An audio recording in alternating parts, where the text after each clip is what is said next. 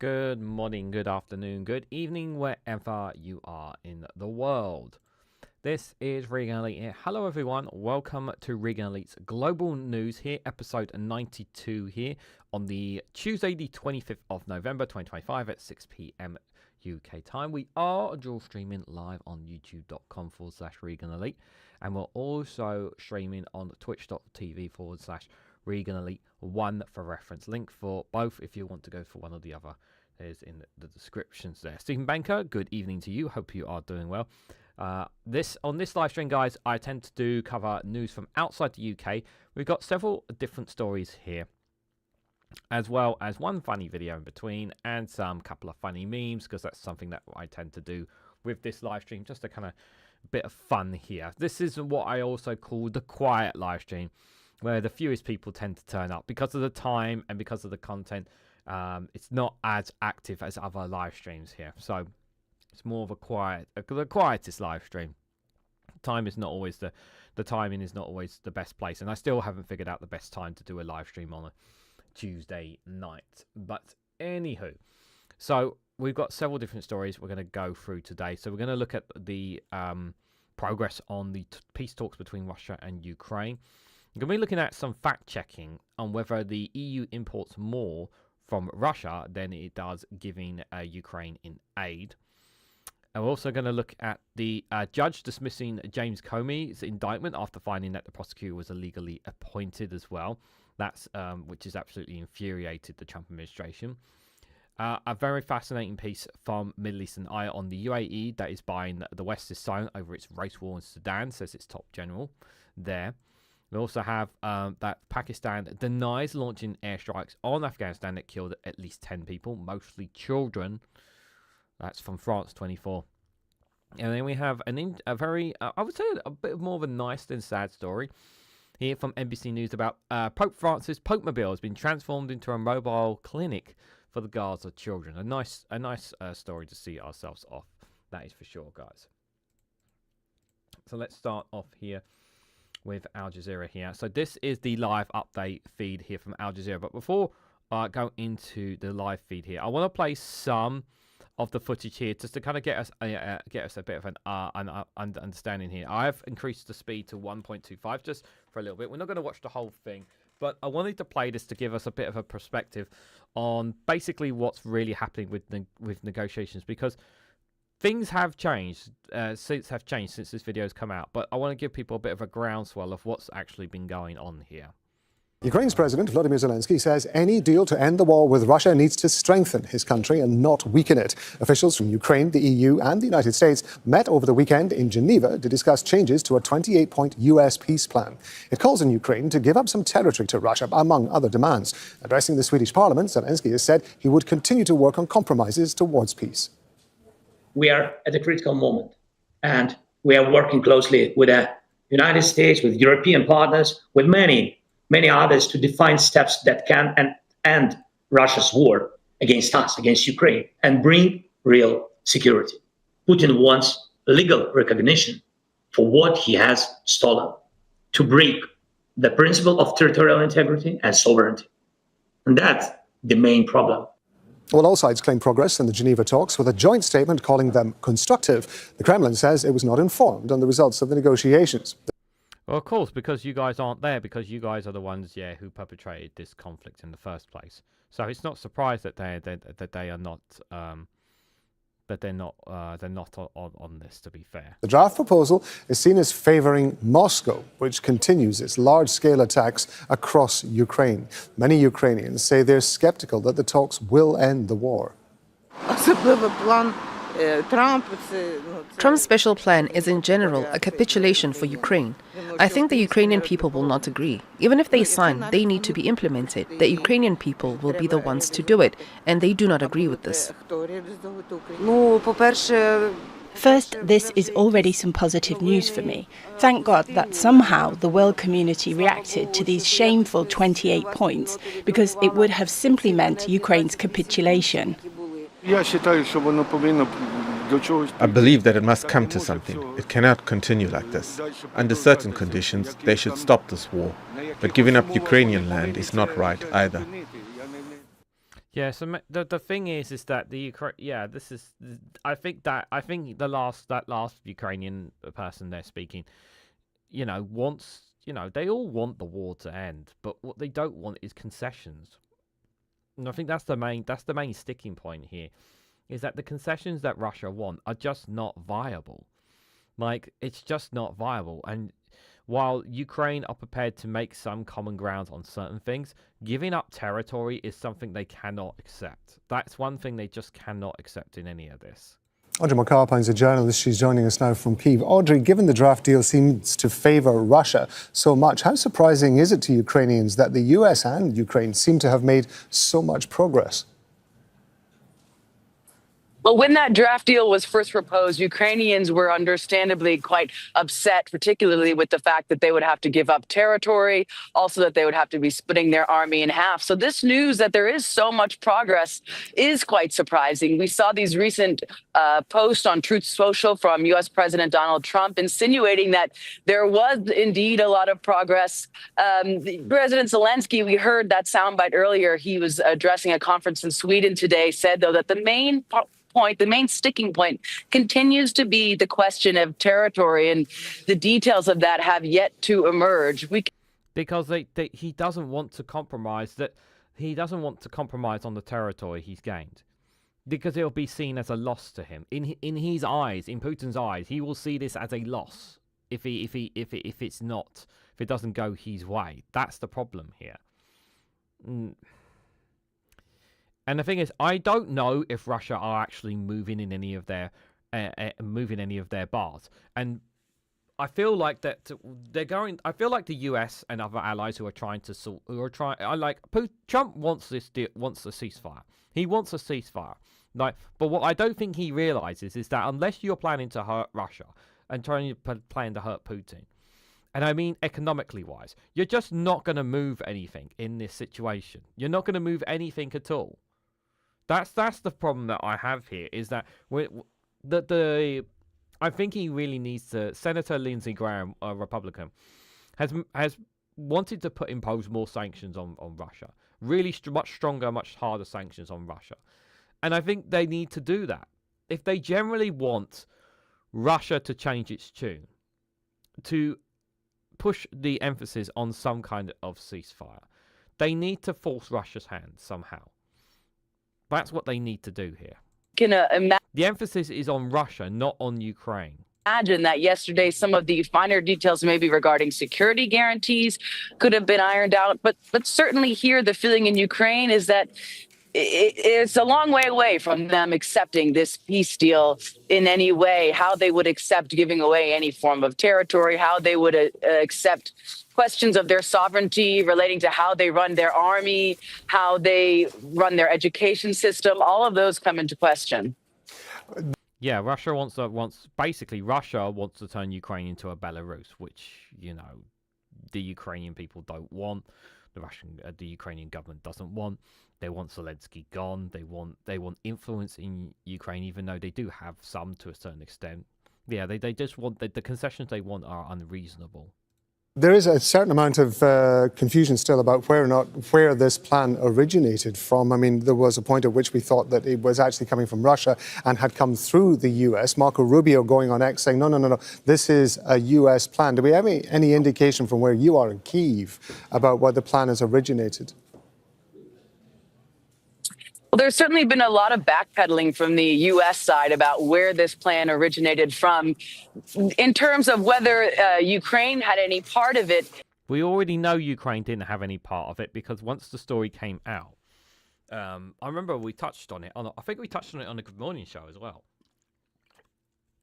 Person, good to see you there. Hope you're doing well. That Ukraine was sidelined, and they were making Russia. There were talks between U.S. and the Ukraine. Talks between the US and Russia, but there was more talks about trying to make concessions for Russia to make Russia come to the table and say, look, we want to have a deal, but it's just not. The problem is what what Russia are asking for is something that Ukraine cannot accept. Yes, Ukraine accepts. Here's the thing: there are things that Ukraine says they will have to compromise on, but we're talking about territory that was stolen from them, land that was stolen from them. That's something they can't compromise on. That's still unclear. The Umerov, who was the former defense minister, was said to be in Florida at the time that this meeting between U.S. Special Envoy Witkoff and Dmitriev took place, where they apparently poured over this plan for several days. Umerov says that he was on the sidelines, but that he was not directly involved in these talks. There were rumors that he approved certain points of the plan, which he later said that he in no way was a part of. So it appears, at least from the Ukrainian side, that the first time that they've been involved with this peace plan was over the weekend in Geneva. Yeah, only this weekend. Only this weekend, guys. That's the part that, according to them. So let's have a look at some of the latest updates on this. Okay, so it says the White House says few remaining issues remaining in talks to end the war are delicate but not insurmountable. As the leaders of France, UK, Germany, and Turkey meet virtually to solidify Europe's position on peace, Ukrainian President Volodymyr Zelensky says that following the talks in Geneva, we see many prospects that can make the path to peace. So this is important. So here's the latest on this, guys. This is the live feed here. So 10 minutes ago, we're getting close to a deal, Trump says on the negotiations here. So Trump has addressed supporters at the White House this afternoon, saying resolving the deal with Ukraine war is not easy, but added that he believes that we're getting close to a deal. I thought it would be an easier deal, but I think we're making progress, he has said at a Thanksgiving event. Security guarantees in peace negotiations look very solid, says Zelensky's chief of staff has said, which is very optimistic. This is very optimistic here. This is coming from Zelensky's chief of staff here. So Andrei Yermak, Zelensky's chief of staff, who led negotiations in Geneva over the weekend, said security guarantees in seeking in its talks with the US to deter a possible future attack looks very solid. So speaking to US website Axios and signaling progress in the negotiations, Yermak added that he wants the Ukraine president to meet Trump as soon as possible because it will help President Trump continue his historical mission to end this war. Axios reported that the final issue remaining in the talks are related to territory. Last waves of eastern Ukraine remained under Russian occupation, with little indication that Ukraine army can force a retreat. Trump's initial proposal, which favors Russia, includes concessions on land, and according to rhetorics, Zelensky told European leaders tonight that he is ready to discuss sensitive topics with Trump. Now, I generally hope that does not mean concessions. I really hope not. So this is 45 minutes ago. This is here, just giving us the speed on the recent developments. So the US has said that obstacles remain on the deal that could end the war, not insurmountable. Trump administration's main negotiators also expressed optimism, stating that talks with both Russian and Ukrainian delegates are going well. However, divisions remain between the US and European allies of Ukraine over questions such as territorial concessions and security guarantees. Ukraine's President Volodymyr Zelensky that we can see many prospects that can make the path for peace real following talks in Geneva. Emmanuel Macron and Keir Starmer have also said that talks are moving in a positive direction, but Macron emphasised the need for strong security guarantees for Ukraine as part of any agreement due to Russia's broken promises and successive aggressions. Explosive corruption candle continues to roil Ukrainian politics, with the head of the country's anti-graft agency telling lawmakers that a probe that has implemented several close allies of Zelensky is likely to expand. And the toll from a series of Russian overnight strikes across Ukraine has continued to rise, with at least 7 people killed and 20 injured in an attack on Kiev. State of emergency service in Ukraine also said of Russian infrastructure in Chernobyl led to outbreaks of large fires as well. So yeah, he's ready for talks on sensitive issues here. So I'm assuming the sensitive issues must be the territory. The Prime Minister was speaking in the House of Parliament, giving a statement on the update on the war as well. I did watch that earlier today. Here, he said pretty much that UK stands to support in any way, shape, or form. Here, says the UK Prime Minister said greater international agreement will be needed for the EU states to seize the frozen Russian assets in their banks to support Ukraine's reconstruction. He was speaking to other European leaders today, and Starmer said the UK is ready to move with EU allies on the matter. So either those talks might be happening now as we speak, or a bit later on though as well. Serbia's oil refinery slows operation amid pressure to ditch Russian ownership. So this is tied to the next story we're going to tie into here. But the Serbian President Aleksandar Vučić has said the country's only oil refinery will scale back operations in the face of US sanctions. Trump administration has demanded that the plutonium industry of Serbia ditch its Russian majority owners as US seeks stronger economic penalties against Moscow. It has not been shut down yet, but is already running at reduced levels compared to normal, he told reporters in Belgrade, where energy concerns have been heightened by sanctions in the comings of winter. The Serbian leader said the plant will shut down completely in just 4 days if a deal is not made to ditch Russian ownership and end the sanctions, though he noted that NIS and the government have some stock fuel piles there. We just got another update. Let's just have a quick look at what it is. Oh, that's something else there. Don't really want to cover that. They're looking more at... Yeah, so he's pledged air defense missiles to Ukraine as well. Keir Starmer has said. Optimism on the talks. Macron and Starmer expressed optimism on the talks. Geneva talks and US proposals in Ukraine. Turkey President Erdogan is joining the coalition as well. Like Erdogan has always been like kind of a middleman between the West and Russia.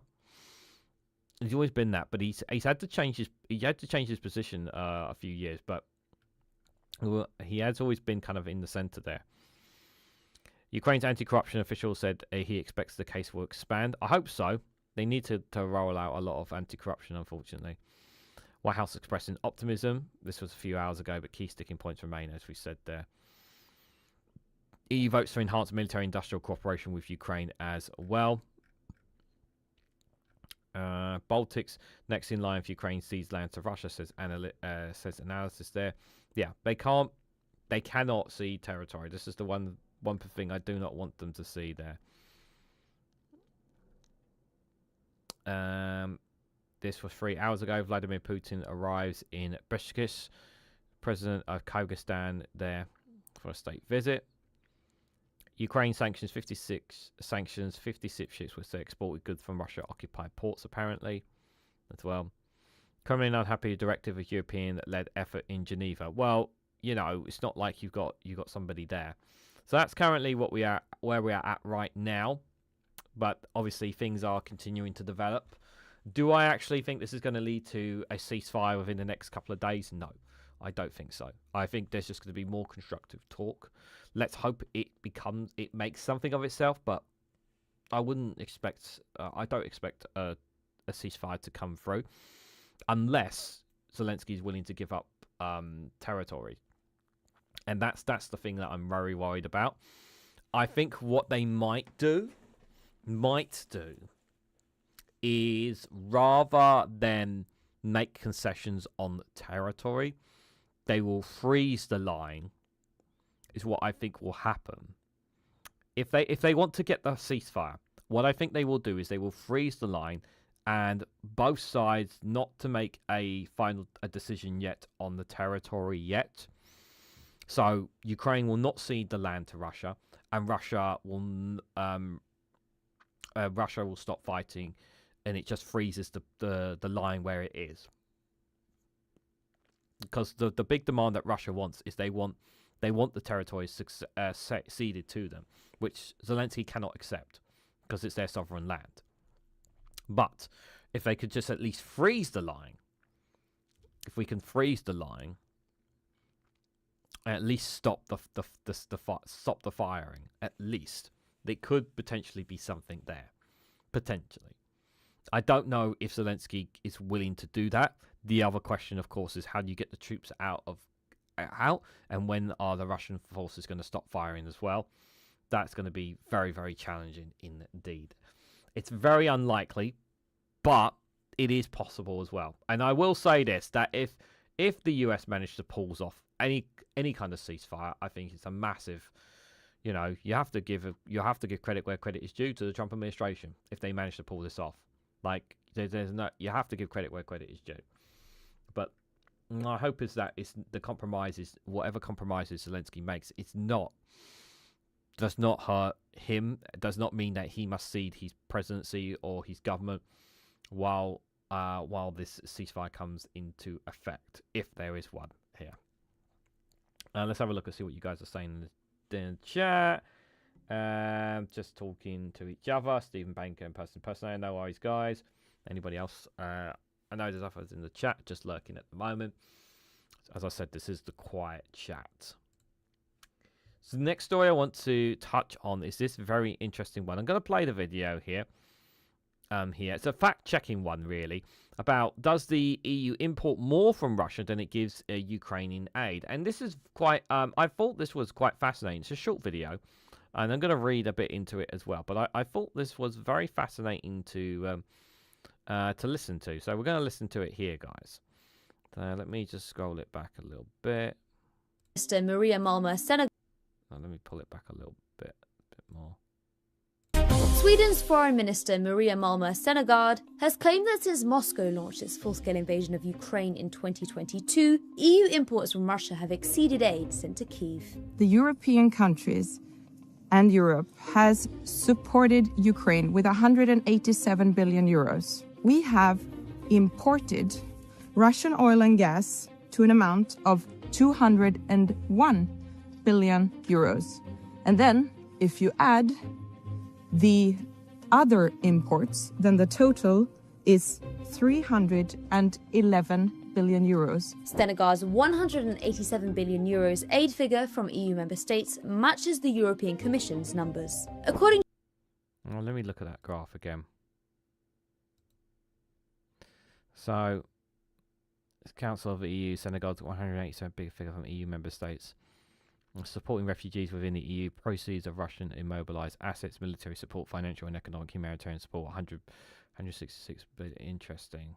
EU member states matches the European Commission's numbers. According to the Kiel Institute's data from August, EU members and EU institutions have sent 150 billion euros, while Europe as a whole, including non-EU members like Norway, has sent 177 billion euros in aid to Ukraine. This rises to 273 billion euros when future aid commitments are tallied in. Despite sweeping sanctions and the goal of phasing out Russian energy imports, EU member states have imported more than 216 billion euros in Russian fossil fuels since 2022.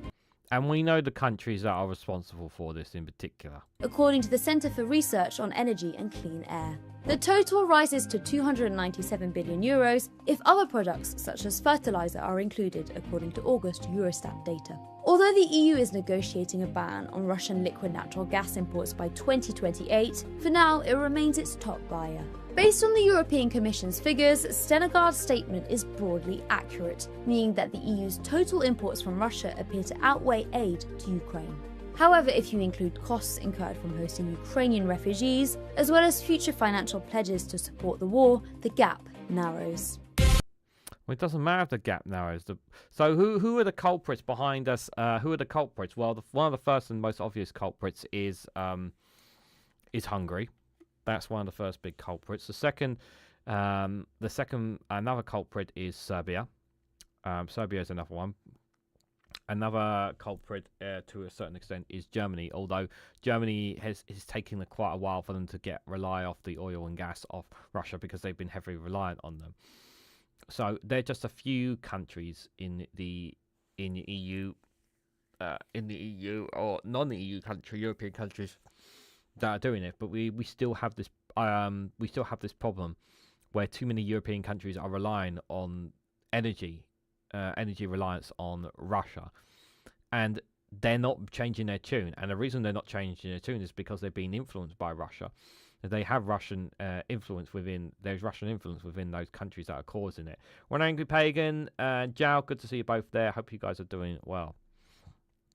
So yeah, a post from the Swedish Foreign Minister went viral online last Thursday, claiming the EU imports from Russia at the start of the full-scale invasion of Ukraine exceeded the amount of aid given to Kiev by Europe. So European countries and Europe have supported Ukraine with 187 billion. And in that same period, we've imported Russian and oil gas to a total amount of 201 billion. And if you add the other imports, it's 311 billion. So we have given over $311 billion worth of oil and gas that we have imported from Russia. And what my question I have to say is that, obviously, what are we doing about this as Europe? What is Europe actually doing to stop these countries doing it? Because what we should be doing, there's a lot of countries that are landlocked. There are some countries that do not have access to the waters, and we could easily cut these off if we wanted to on these European countries, as well as the European Union apply some kind of sanctions on them, make life very difficult for them, because that's what we should be doing. The nations who are still supplying them, we should make things uncomfortable for them. We should apply sanctions. We should imply embargoes on certain things. We should make things very difficult for them and their people, because they are still working with Russia. And as far as, oh, they need that oil and gas from Russia, well, that's bollocks, because there's plenty of other places where we can get oil and gas. Not to mention there are European countries that are doing oil and gas as well. But not only that, there's a huge amount of it coming from the Middle East, which is very easy to get accessible as well, which we also know, as well as it could also get it from America as well. So this idea that they have to get it from Russia is nonsense. We don't need to get it from Russia anymore. There's no reason to get it from there. There's plenty of other places we can do so to get it off there.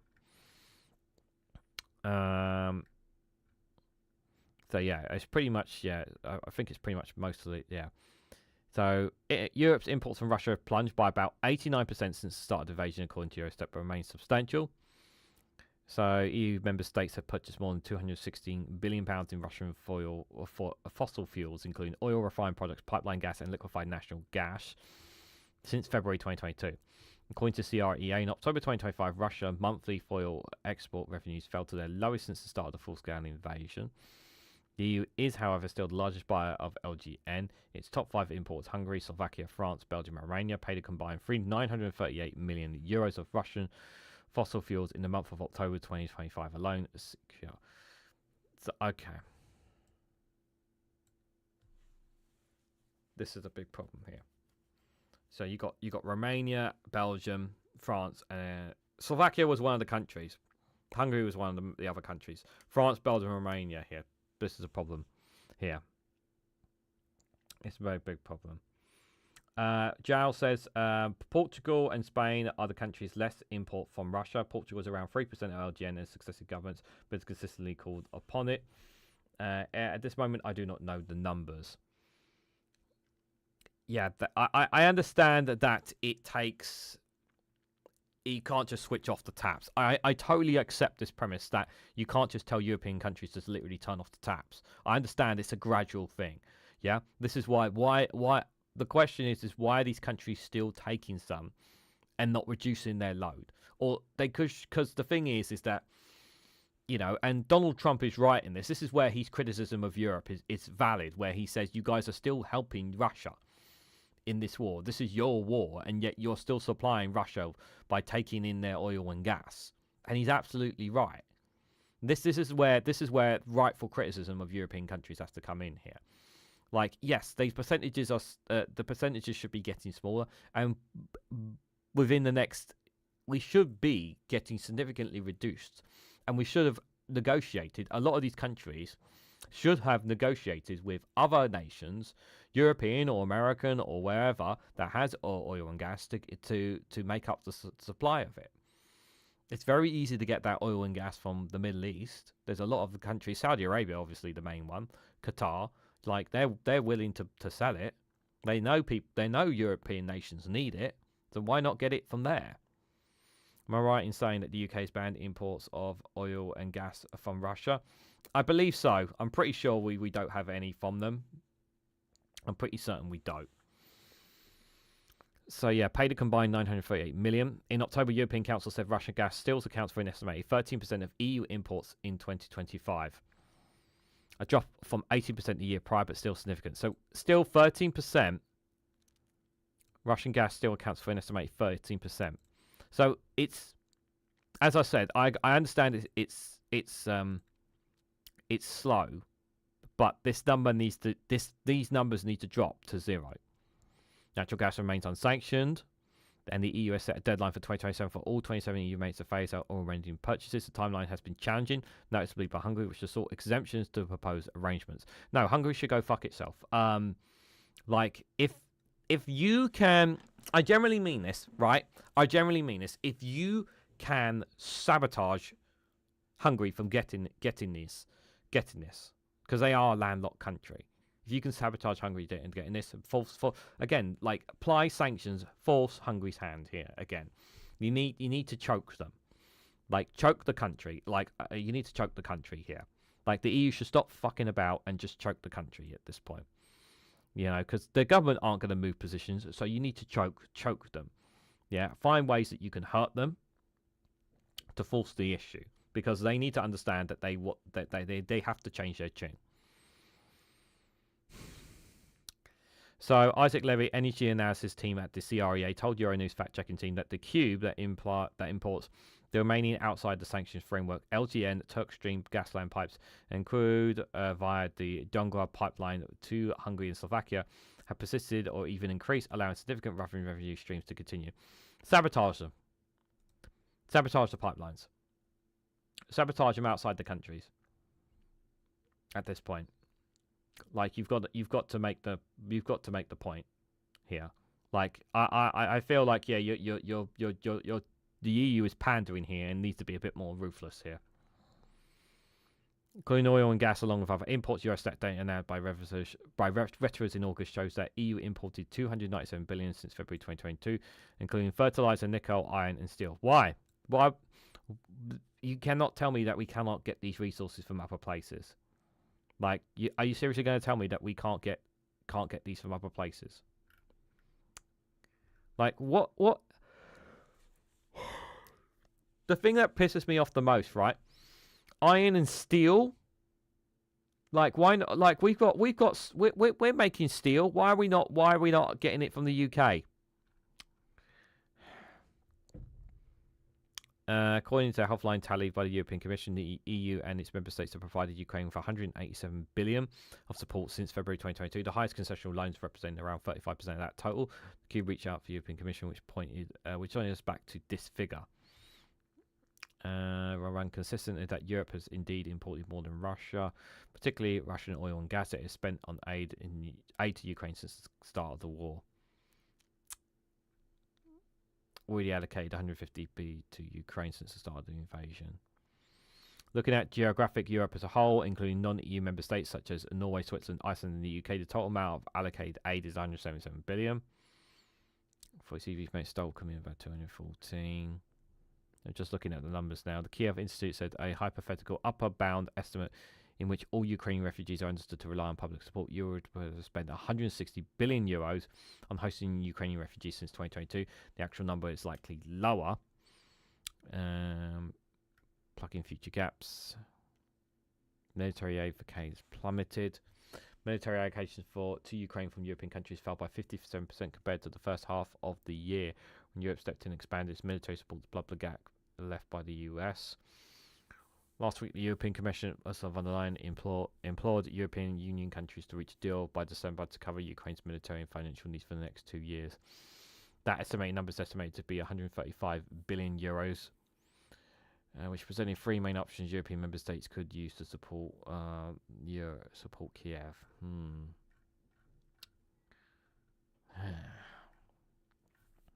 That's interesting. I'm not surprised that France relies on Russian gas at all, to be fair, says one angry pagan. Well, this is again where I come back to what are we doing to switch our energy? Is the question. What are we doing? What are we like? Here's the thing. Like I understand that you can't just switch off the taps. Again, I understand that. But I want to see is a gradual switch off. Since the war started, there should have been a gradual switch off of reliance on resources and energy and whatnot from Russia to stuff them out. And we haven't done nowhere near enough of it. Yeah, it's been 3 years. Okay, there should be a significant. You've had 3 years since this war started to look at other places of resources, other resources. To negotiate with other countries to find deals elsewhere. What have we done? What have nations been doing in those 3 years since then? Is the question. And some of them have been sticking to supporting Russia. Unfortunately, that's the problem. It is a big problem, unfortunately. I'm just having a look here. I'm leaving the live feed update in case there's anything there. Looks like nothing yet. It's a story about something else there. So if there's anything big from Al Jazeera reports, I'll let you guys know with regards to the deal there. Perhaps not sabotage as we go into winter. You won't make friends cutting off the winter heat. Maybe not. No, that's probably true. But they do need to do something. Here. For example, Portugal is now producing almost 70% of total energy green. It took 5 years to reach this goal. France and other countries have been decreasing over the years. Energy grids in a complex situation. That's the main thing, Joe. That's the main thing.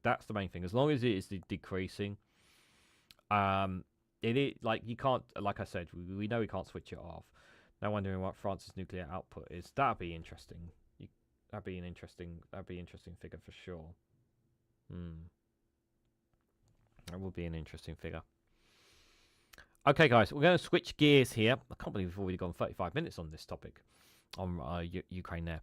I want to touch on this story here, here from the Associated Press here. I'm not going to give it too much time, just because of how much I've already gone in this.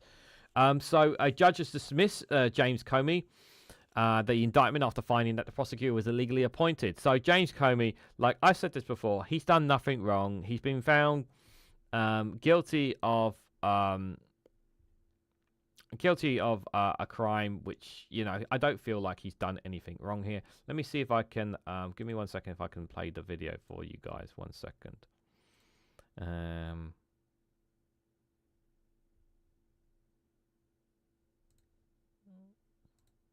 Here we go. Yeah, 1 second. Let's have a listen before we read a bit into this.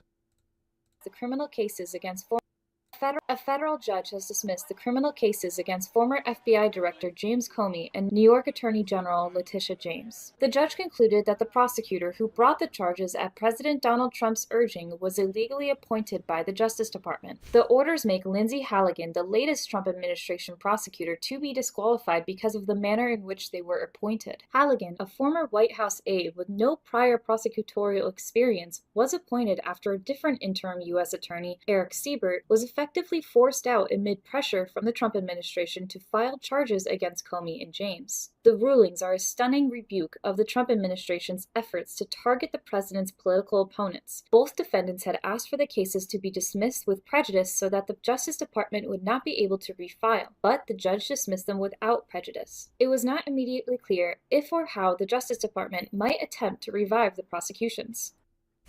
So they got rid of a. So they got rid of the guy that could have done it, and they put someone in who has no experience whatsoever as a prosecutor. No experience whatsoever. So a federal judge on Monday dismissed the criminal cases against the former FBI Director James Comey and New York Attorney General Letitia James, concluding that the prosecutor who brought the charges at President Donald Trump's urging was illegally appointed by the Justice Department. The rulings from the U.S. District Court Judge Cameron McGowan halted, at least for now, a pair of prosecutions that had targeted two of the president's most high-profile political opponents and amounted to a sharp rebuttal of Trump's administration's legal maneuver to install an inexperienced and loyalist prosecutor willing to file the cases. The orders do not concern the substance of the allegations against Comey or James, but instead deal with unconventional manners in which the prosecutor, Lindsay Halligan, was named to her position as an interim U.S. attorney for the Eastern District of Virginia. Defense lawyers said the Trump administration had no legal authority to make the appointment. In a pair of similar rulings, Comey agreed and said it was an invalid appointment required for the dismissal of the cases. All actions flowing from Ms. Halligan's defensive appointment, including security and signing the indictments, were unlawful exercises and of executive power and hereby set aside, she wrote. A White House spokesperson said the ruling will not be the final word on the matter, and Attorney General Pam Bondi has vowed in an unrelated news conference that the Justice Department will pursue an immediate appeal. Prosecutors may also try to refile the charges, a possible left opening by the court orders. Charges to Halligan's appointment were just one fact of multi-pronged assaults on the indictment of Comey and James, whose multiple other efforts to dismiss the cases remain unsolved. Both have separately asserted that the prosecutions were vindicated and emblematic of a weaponized Justice Department. Comey's lawyers last week seized on the judge's findings of a cultivation of grand jury irregularities and missteps by Halligan, and James likewise has cited outrageous government conduct preceding her indictment. I'm grateful to the court ending the case against me, which was a prosecution based on malevolence and incompetence, in a reflection of what the Justice Department has become under Donald Trump, which is heartbreaking. Comey, who has pleaded not guilty to charges of making a false statement and obstructing Congress, he said in a video statement.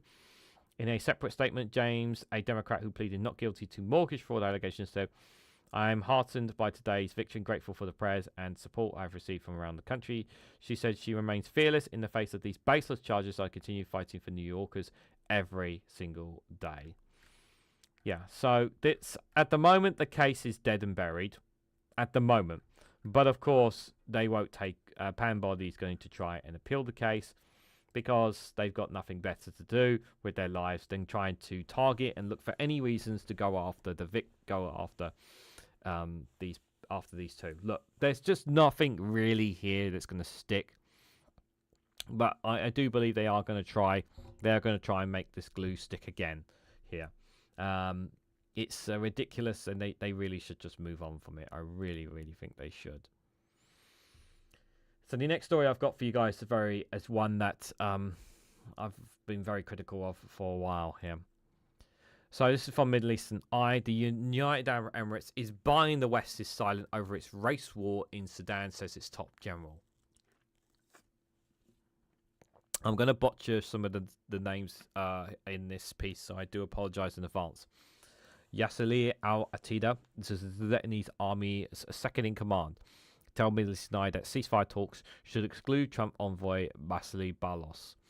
So, I've said this in... I did a video on this on Rumble. Not this talk, but similar. I did a video today, I think it was. It dropped today at 12 o'clock on Rumble, where I spoke about how the UAE cannot be part of the negotiations when it comes to securing a ceasefire or some kind of deal between the Rapid Support Forces and the Sudanese Armed Forces in this conflict. And the main reason why they can't is because the UAE are supporting the RSF. They are supporting them. They have denied it, but time and time again that there has been scruminous details of photos and videos of them sending weapons and supplies and ammunition to the RSF again, which again they continuously deny. And what's even more disgusting and more revolting about this is that we are actually, sorry for knocking the mic, but there's actually Britain sends weapons and arms and supplies and whatnot to the UAE. So in a odd way, we could be directly supporting the RSF because of our agreements that we have with the UAE, which is also adding more fuel to this fire of this decision. I'm in agreement with the top general that this deal is not a good idea right now. I don't know about excluding the Trump envoy, but what I will say is that the UAE should not be part of any kind of deal whatsoever here. So he says that Western politicians failed to speak up against the slaughter of civilians here in Sudan because the UAE has bought and paid for their silence, according to his top Sudanese general. So Lieutenant General Yassir al-Attida, a member of Sudan's governing sovereign council and the military second command, told journalists that the UAE president has launched a race war against Sudanese people.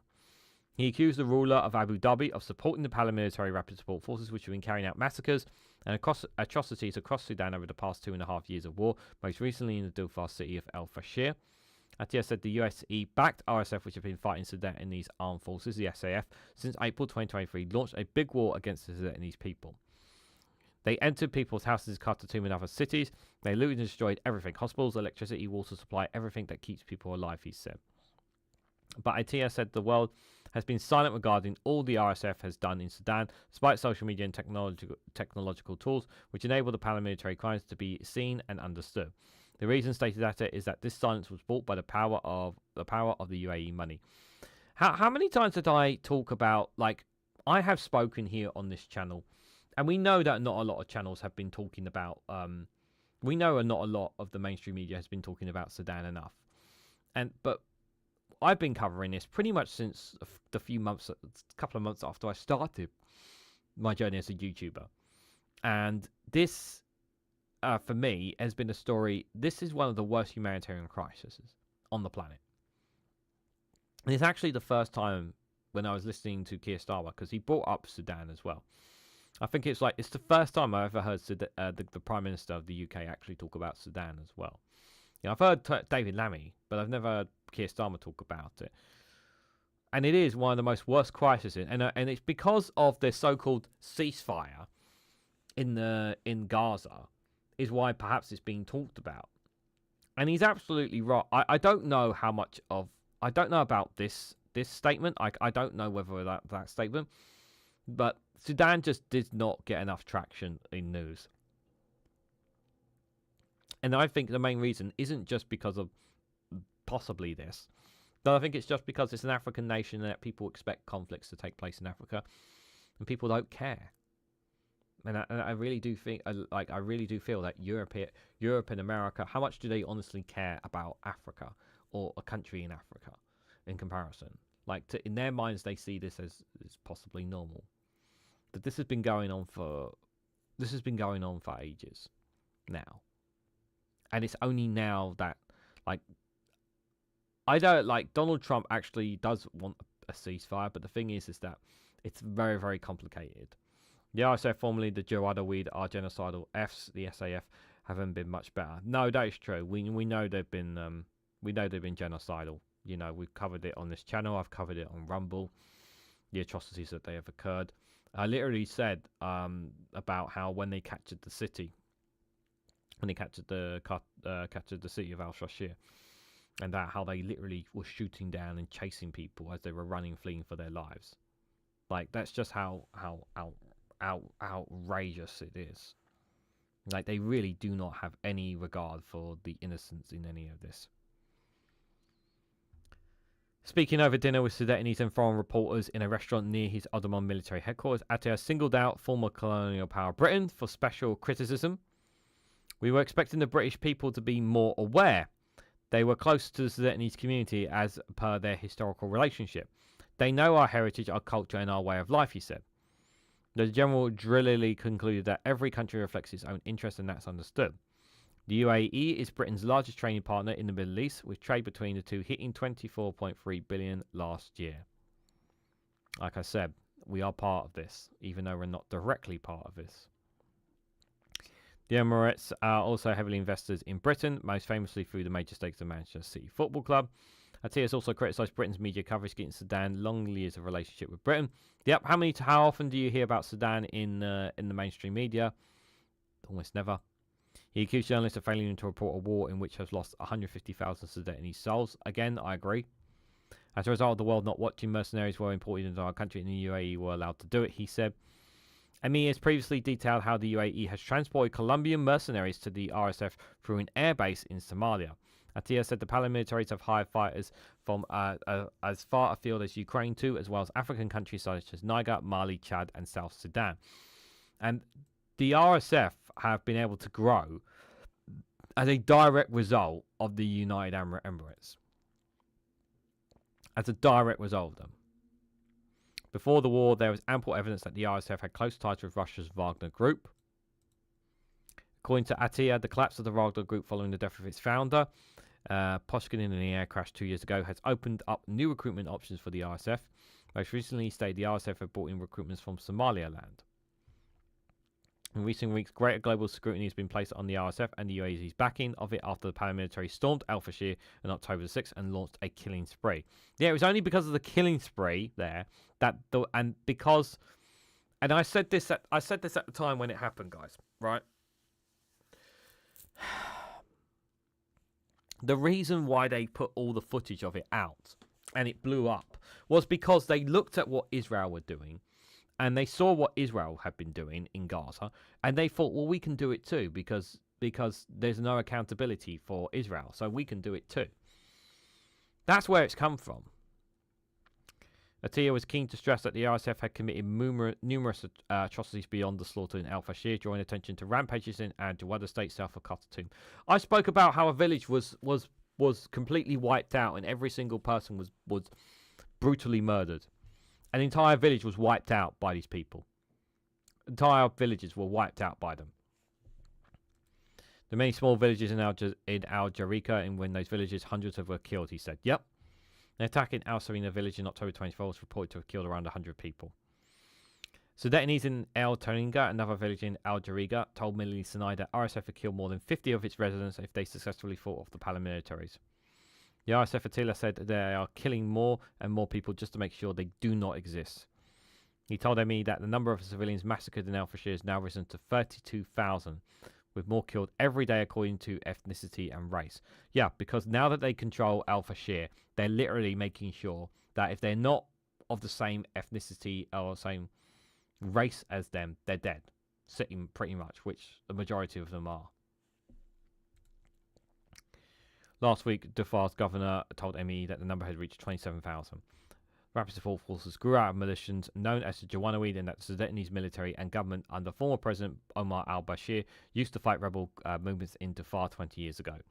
Those rebels were risen up against central government in protest at the marginalization and discrimination of black Sudanese, and mostly Arab Janjaweed targeted black communities as they rampage across Darfur in a conflict that has been described as the 21st century first genocide. Janjaweed fighters are drawn principally from traditionally nomadic Arab tribesmen, also used the conflicts as an opportunity to drive Sudanese, most often from black African ethnicities, from their lands. Most recently, the RSF have been accused of genocide by the United States and human rights groups once again, particularly over the mass killings of Sudanese from the Massis communities in West Darfur in 2023. If you are from a non-Arab or RSF supporting tribe, they will shoot you and kill you directly, Atiyah said. Those people will try to escape. The RSF will follow them and kill them on the road.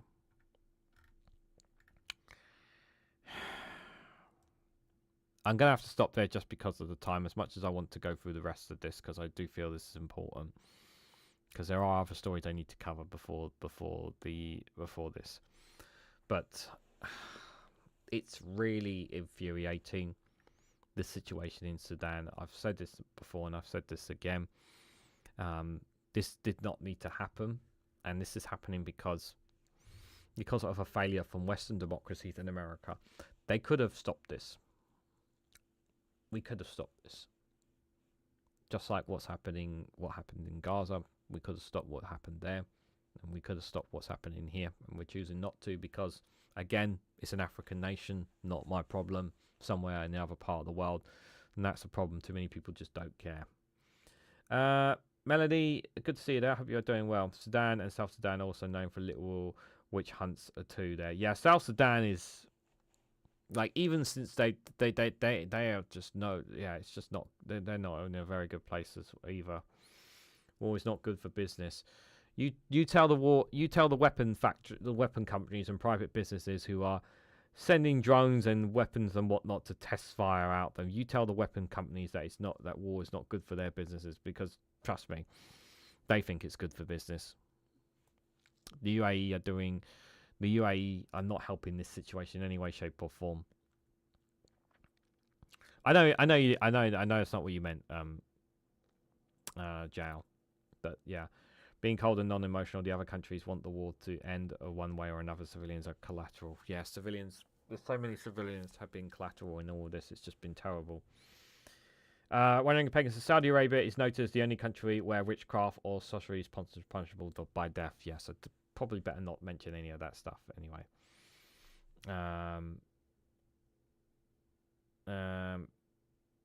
First, it is good for business after they want something in charge to do the business. Well, the other thing as well is it's not just about the money for these weapons and technology things, right? The other thing is as well is that they need to test a lot of these weapons and guns and whatnot and whatnot. They need to test them.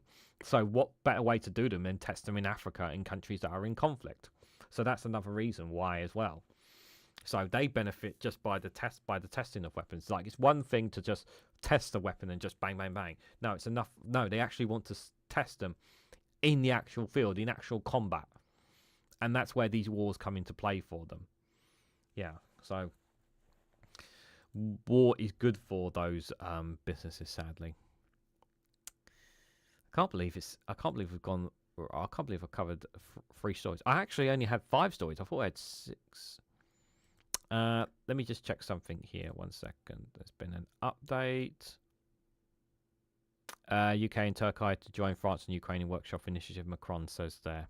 Okay. So I got one funny video for you guys, and then we're going to come to the last 2 stories here. So I hope you guys find a bit of a laugh out of this one here. This is getting past Mexican immigration, guys, from Foil, Arms and Hogs. I can't believe I never covered this one. Apparently this one's 4 months old, but apparently I missed this one here. So I hope you guys get a laugh out of this. We kind of need it here in all of this. Like I said, the last story I've got for you guys is not too doom and gloom, to be fair. Buenos dias. Before granting you entry to Mexico, I have a few simple questions. Orale. What is the most widely bought item in Mexico? The police. Correcto. Name a popular Mexican dance, food, and musical genre. Salsa.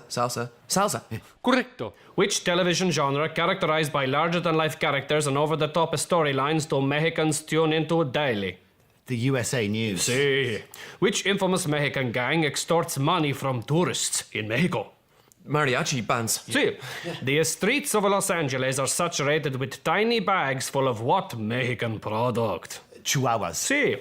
Who was the most violent gang leader in Mexican history? Hernan Cortez. Sí, bastardo, no?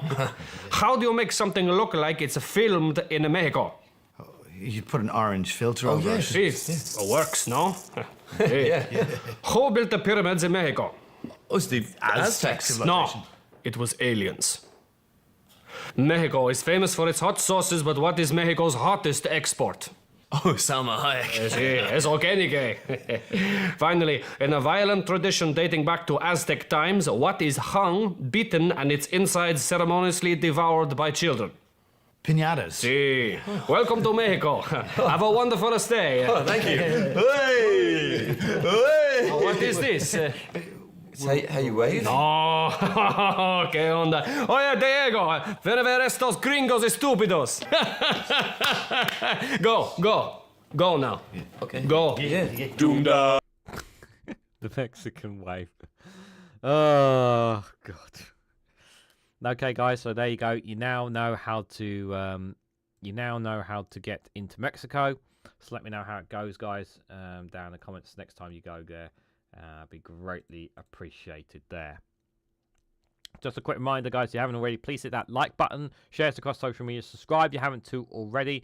And if you guys want to help contribute to the live stream super chat goal, you can do if you want to as well. Be greatly appreciated. I don't know Mexican, so I'm not going to try and attempt to understand the Spanish or Portuguese language. Right, moving on. I've got 2 more stories, like I said, before we get to the funny memes. So this one here, very terrible story here, guys. So Pakistan has denied launching airstrikes on Afghanistan that killed at least 10. No, it's all right. Don't be silly, Joe. Don't need to apologize. Mostly children. Pakistan on Tuesday denied carrying out airstrikes inside Afghanistan that killed at least 10 civilians, most of whom were children, according to the Taliban government. The deadly strikes occurred 1 day after a deadly suicide blast on a security compound in Peshawar intensified tensions between the neighbouring countries. So, I did cover the story on Rumble. There was a terrible... no, it's a short video, apologies. There was a terrible attack inside Pakistan. And at the time of it, we didn't know who was responsible for it. And I don't know if the terrorist group inside Afghanistan that launches the terrorist group inside Afghanistan that launches attacks into Pakistan is responsible for it, despite the fact that the original attack in Pakistan was near the territory, it was near the border. We don't know that in Peshawar. Peshawar is near the border. It's not too far away from the border of Afghanistan. But this attack here, now Pakistan are saying they deny that they're doing this. However, we also know Pakistan are a very dodgy government. and are very corrupt. So yeah, I would take anything from Pakistan with a pinch of salt here. I've got a sneaky suspicion that the Pakistan are responsible for this, even though they denied it. And the thing is that we don't know all the information from the original attack in Peshawar. And I feel like that, even though I do believe that the Taliban terrorist group, not the government, that a separatist group that have been launching incursions into Pakistan from Afghanistan, I do believe they are responsible, even though at the time of this, I don't know that they have admitted to it. But I would not be surprised whatsoever, given where Peshawar is given its geography position here. So Afghanistan's Taliban government has vowed on Tuesday to respond appropriately to deadly overnight strikes it blamed on Pakistan, a claim that Islamabad has denied, as tensions spike a day after a suicide bombing in a Pakistani city. So air raids on Khost province marred 9 children and a woman. The Taliban spokesperson posted on X, blaming Pakistani forces and saying the target was the house of a local civilian resident. I wouldn't be surprised if it was the terrorist group responsible for this as well. Residents of the targeted area near the Pakistan frontier searched through the rubble of a collapsed house and prepared the graves for victims, the AFP correspondent saw. Talking about children here, guys. A request from the government of Pakistan is this: do not bomb ordinary people, he said. Resident of Jir Murada's area, civilians have done nothing wrong, he says. Spokesperson for the government of Khost said the strikes were carried out by aircraft that included drones, is what they're claiming. The nearby border regions of Kunar and Preska were also hit, wounding at least 4 people, government spokesperson has said there. The Islamic Emirate strongly condemns the violation and reiterates its defending its airspace, territory and people in its legitimate right, and will respond appropriately at the right time, he said in a separate statement. Pakistan denies carrying out any attacks, according to the state broadcaster. The PTV military spokesperson has said that Pakistan has not attacked Afghanistan. Whenever we conduct a strike, it is announced openly and properly, he said. Pakistan has never attacked civilian populations. The allegations of the interim Afghan government are baseless. The bombardment came after a suicide attack on Monday that killed 3 officers and wounded 11 others at the headquarters of Pakistan's paramilitary Federal Constable Force in Peshawar. And no group has claimed responsibility. Okay, so still no one's claimed responsibility. The state broadcaster PTV reported the attackers were Afghan nationals. The president blamed the foreign-backed Fatina el-Kawandi Islamabad term of the Tehrik-e-Taliban Pakistan, that's the TTP, militant group it accuses operating from Afghan scholars. Yes, the TTP are the ones who are believed was responsible, allegedly. Another suicide blast this month killed 12 people outside a court in Pakistani's capital, which was claimed by a faction of the Pakistani Taliban, which shares the same ideology as the Afghan Taliban. Islamabad said the militant cell behind the attack was guided at every step by the high command base in Afghanistan. Pakistan's information minister told reporters on Tuesday that there was clear-cut evidence linking the Afghan Taliban to Islamabad bombings. Yeah, well, they'll say anything, to be fair here. They aired an alleged video confession from one of the 4 suspects in custody, saying Afghanistan is fully involved and their soil is also involved. The people being sheltered there are also involved. Again, I would take it with a pinch of salt. This is Pakistan here. This government cannot be trusted. Relations between Islamabad and Kabul have been fraught since the Taliban swept to power in Kabul in 2021, and worsening after border clashes in October killed around 70 people on both sides.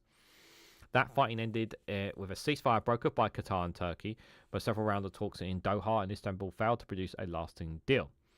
Security issues have proved a sticking point, especially Pakistan's demand that Kabul curbs the TTP fighters.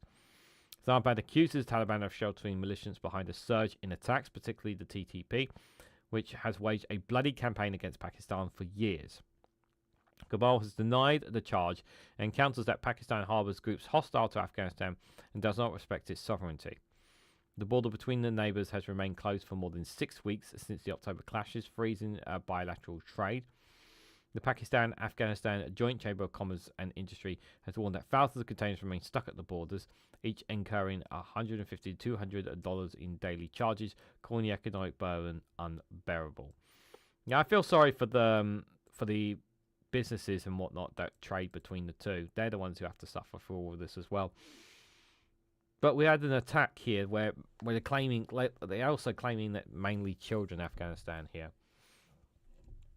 Both countries are too unreliable to me. Yeah, it feels like that.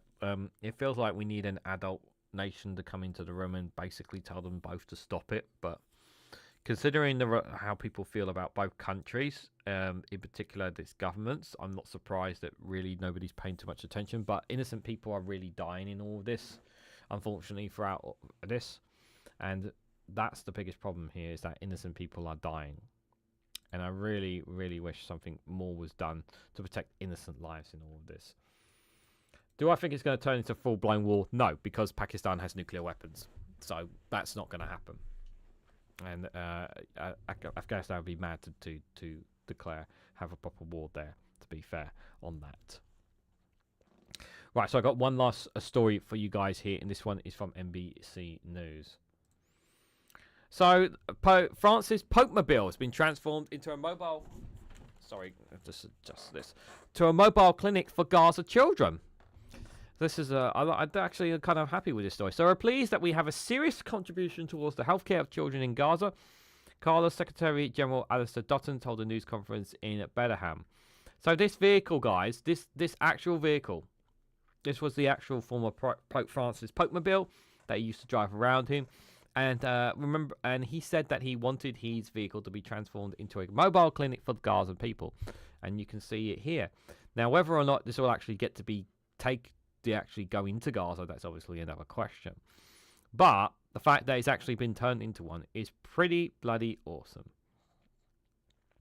So, a vehicle used by the late Pope Francis during a visit to Creme more than a decade ago has been transformed into a mobile health clinic that Christian leaders hope will soon be used to provide care to Palestinian children in Gaza.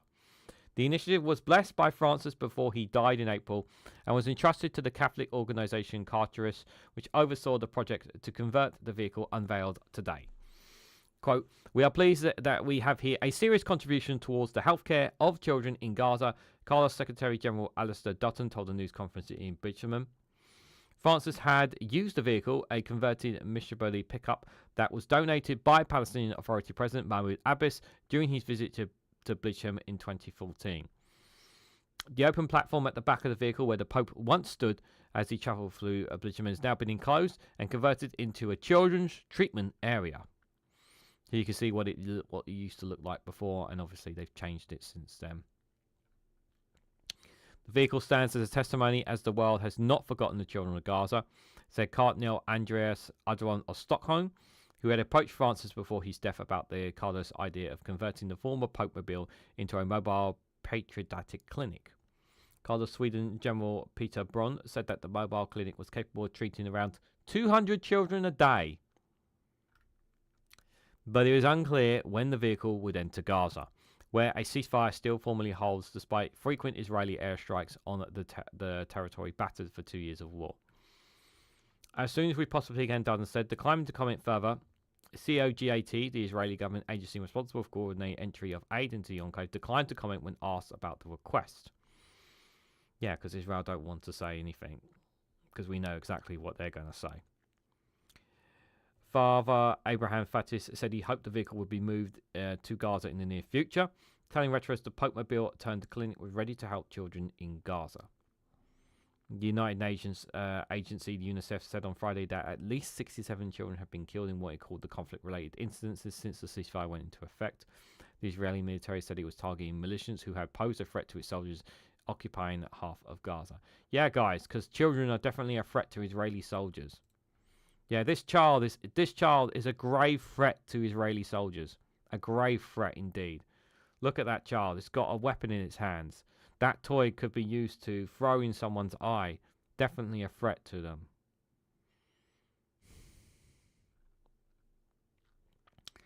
Francis frequently spoke out about the war in Gaza, and in January he called for the humanitarian situation here shameful. He also called for the release of the hostages taken captive by Palestinian militias, met the relatives and condemned the Hamas attack on Israel that ignited the war. He was also known to speak by phone with Gaza's small Christian community every evening during the war. We know how much Pope Francis loved the people of the Holy Land, the people of Bechgam, especially the people of Gaza, said France Fatia, representative of the Francis Fatia to the state of Palestine. But yeah, sure, guys, this child is a threat to Israel. I generally hope it does come to pass and that does get to be used. But of course, like you guys, I'm very, very pessimistic about it being able to get into Gaza. And I think it would just be quite horrifying, pretty sad if it was to get into Gaza and to be targeted by Israel. And I can see them doing that because that's how cold-hearted they are. I can see them doing that. I would like to think that if they did do such a thing, that it would cause anger amongst the world. But a lot of people are too much in Israel's pockets. So Israel's going to target the popemobile now, says person impersonator. Oh, yes. I do not think for 1 second that Israel are not going to think about targeting that popemobile if they let it in. Yeah. Unfortunately, yeah, that does seem to be... That certainly does cross my mind, I'm afraid, there. But I do appreciate the fact that they've carried out the wishes of... him. You know, and I really do like I'm not a religious person. I do believe in God, but what I appreciate is he every single evening speaking to those in Gaza, and I think that, you know, showing how much he's compassionate about it. So guys, before we wrap up here, we've got the most important part of the series, which is the one thing why everybody comes to this live stream more than anything, and that is the funny memes. The funny memes, guys. I think I've got 6 for you guys here, believe it or not. Yeah, I'm pretty sure it's 6. 1, 2, 3, 4, 5, 6. Yeah, I've got 6 ones here, guys, for you guys here. So hopefully you guys will get a laugh out of these before we wrap up here. So let's have a look and see what 6 memes we've got to see ourselves out of today's show. Here we go. Me, 1 slice of Goth lasagna, please. That's chocolate cake.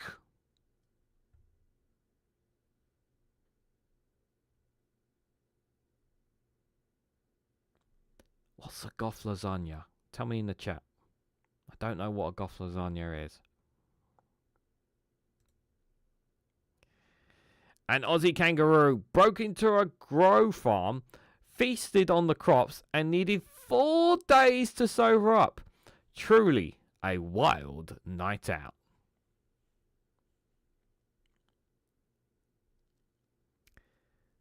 This is actually... this may be a true story, by the way. Not so much the smiling kangaroo's face, but a kangaroo in a grow farm. That's entirely possible. So we are only friends? Yeah. Waitress, we will pay separately then. Oh, you didn't think I was paying for your meal then if we're just friends, right? Nah, girl. No, girl. I ain't paying for your meal. See, in this situation, this is where the woman would walk out, leaving the man with the bill. In this situation.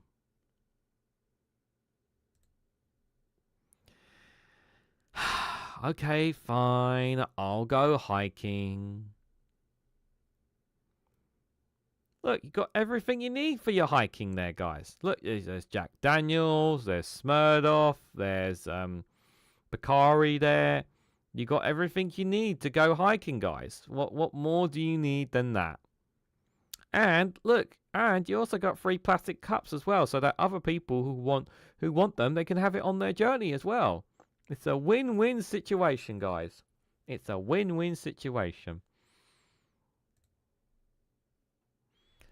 I will never understand people's fascination with their ancestry.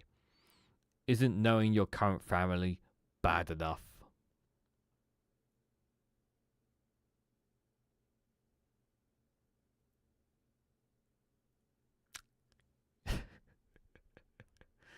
dear, oh dear.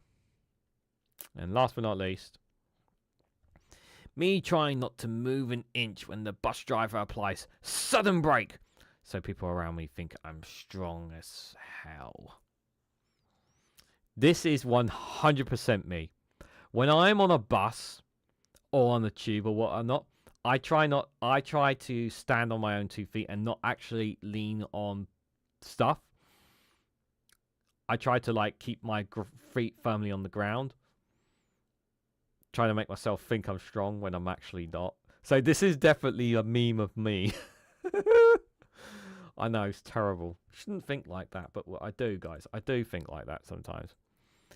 Anyways, you had 6 today, guys. You had 6 today. Well, one of them wasn't a meme. It was more of a news story, but I don't know how true it is. I never went out. I'm not going out of my way to look at that kangaroo story, but hey-ho. It is what it is now. Let me just have a quick check. Has there been an update here? There's been... Oh, there's just one more update from the Al Jazeera. Let's have a look. Supporting Ukraine's sovereignty and self-defense remains a priority, says Starmer. This was just now. Just been updated there. So that's the last piece from the live updates there from Al Jazeera on that there, just for reference. Okay, guys, I want to say a massive thank you to everyone who came along tonight. Thank you, guys, for all your comments. No super chats or gifted memberships tonight.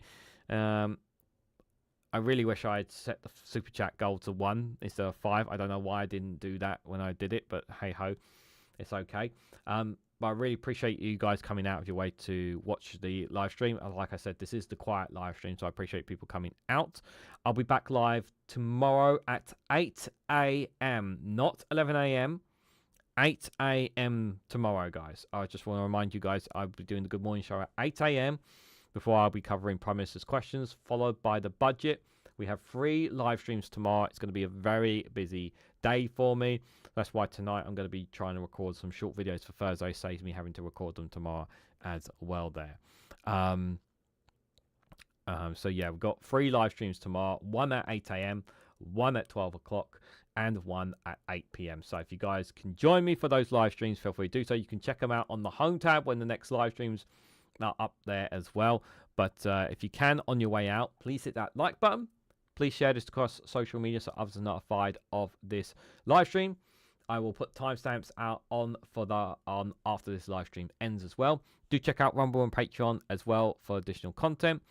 And thank you guys all so much for watching, and I hope to catch you all very, very soon.